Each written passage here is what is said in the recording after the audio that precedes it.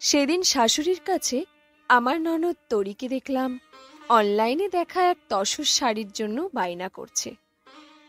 আমি তখন বাসন মাজতেছিলাম। মেয়েটা বলছে এই পুজোতে তার ওই শাড়িটাই লাগবে। আমি বাসন মাজা শেষ করে রুমে চলে আসলাম টেবিল গুছিয়ে রাখতে। এই বাড়িতে আমার প্রথম পুজো, তবু নেই কোনো আমেজ, কারণ দেশের অবস্থা ভালো না।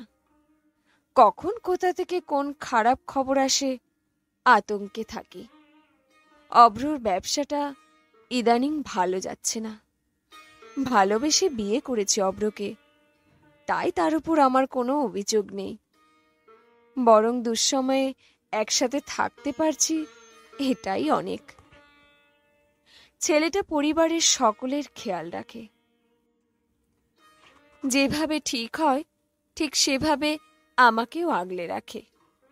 পুজোর শপিং করার কোনো চিন্তা আমার নেই, কারণ বিয়েতে এত শাড়ি পেয়েছি যে বছর দুয়েক নতুন শাড়ি না কিনলেও চলবে। দেখতে দেখতে পুজোর 3 দিন বাকি। অভ্র একজন একজন করে পরিবারের সকলের জন্য নতুন পোশাক কেনা শুরু করে দিয়েছে। আমি সাপ জানিয়ে দিয়েছি আমার জন্য কিছু কিনবে না, কিন্তু সে নারাজ। পরে বলেছি যে আগে সবারটা হোক, তারপর তোমার আর আমারটা। সন্ধ্যায় দেখলাম আমার শ্বশুর তরির জন্য তার পছন্দের সেই শাড়িটা কুরিয়ার থেকে আনলো। মনে মনে একটু খারাপই লাগলো যে বাড়িতে তো আমরা দুটো মাত্রই মেয়ে, অথচ আমাকে একবারও জিজ্ঞেস করলো না। কিন্তু আমার বাড়িতে দেখতাম বৌমণি আর আমি একসাথেই সবটা পেতাম। তরি দৌড়ে এসে আমাকে তার শাড়িটা খুশি মনে দেখাচ্ছে। কি সুন্দর শাড়িটা, আমারও ভালো লেগে গেল। তরি আমাকে বলছিল যে তার দাদা তাকে আরো 2টা ড্রেস কিনে দেবে। পরের দিন সকালে স্নান সেরে রুমে এসে দেখি বিছানার উপর রাখা একটা প্যাকেট। আমি ভাবলাম অভ্র হয়তো আমার জন্য কোনো সারপ্রাইজ রেখে গেছে বাইরে যাওয়ার আগে। ভাবলাম এ কি পাগলামো করে ছেলেটা।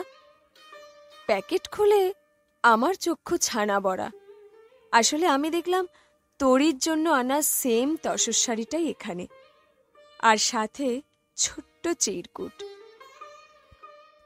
পিহুক, তুমি আর তরি দুজনেই আমার মেয়ে।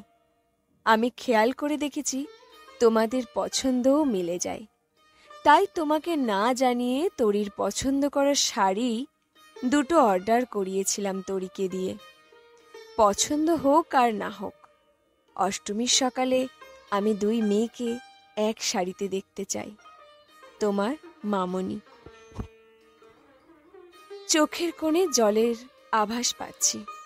কোথাও গিয়ে নিজেকে এতটা ভাগ্যবতী মনে হচ্ছে যে কি বলবো। শাশুড়িকে মামনি বলে ডাকি আমি। বিয়ের পর তারা কখনো আমার কোনো অযত্ন করেনি, কিন্তু তবুও মনের ভেতর একটা আফসোসের তৈরি হয়েছিল। কিন্তু আজ তা আবারও মিটে গেল। মামুনির রুমের সামনে গিয়ে দেখলাম আলমারি গুছাচ্ছে। আমি পা ছুঁয়ে প্রণাম করতে গেলে বুকে জড়িয়ে নিল। মুখ দিয়ে কথা বের হচ্ছিল না। আসলে সবাই শাশুড়ি হয়, কিন্তু মা হয়ে ওঠার গল্প খুব কম। গল্প শাশুড়ি যখন মা।